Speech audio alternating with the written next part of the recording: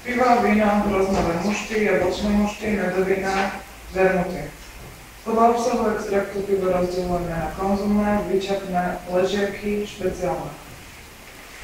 Pivo, nízkoalkoholický neúplne odkvasnený nápoj vyrobený zo sladu, tmavu vody a kvásnic. Kvalitné pivo je čiré, iskrivé, bohaté na oxid uhličitý. Podľa farby svetlé, polotmavé, tmavé. Alkoholické a nealkoholické. Pivovarníctvo má na území Slovenska známu a dlhú tradíciu. Obsah alkoholu v pive je 30 až 50 gramov v 1 litre. Obsahuje sacharidy, bielkoviny, chmel, polyfenolové zlúčeniny, oxid uhličitý, vitamíny, minerálne látky. Víno, kvásaním plodov z rôznového viniča.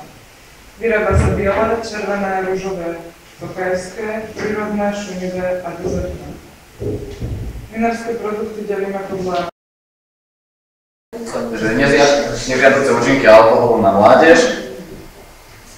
Takže alkohol a mládež. Alkohol je metla ľudstva, tak toto už je dávno známa fráza, ale novým hitom sa stáva, že táto metla začína zamietať už medzi 15-ročnými. Pre lepšiu predstavu to znamená, že už na základnej škole sa deti oboznamujú s alkoholom a oddávajú sa mu v plných dúškoch.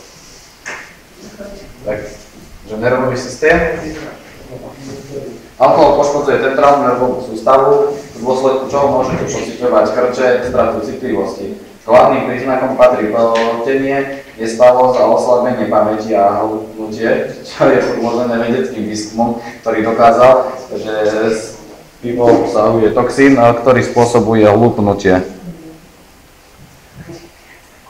Takže dôvody vzniku alkoholizmu. V súčasnosti narastá podiel spotreby alkoholu deťmi a mládežou. Mnoho dospelých ľudí svoje deti nepriamo pripravuje na drahu alkoholika už v rannom detstve. Nie sú neobvyklé prípady, keď rodičia malému dieťaťu namačajú cumlík do alkoholu, napríklad piva. Tento počin odôvodňujú tým, že dieťa skôr zaspí. Ďalším negatívnym javom, ktorý môže bežne v praxi pozorovať, je to, že rodičia voči Pôvod má svoje korene vo Švajčiarsku. Henri Cornat tu založil v roku 1911 skláreň Saint-Pré. S veľkou dávkou priekopníckeho nadšenia a podnikateľského citu rozširoval svoj podnik, z ktorého sa v roku 1966 stal Vetropak. 70. roky boli pre nás dôležitým milníkom. Vo Švajčiarsku sme zaviedli recykláciu skla.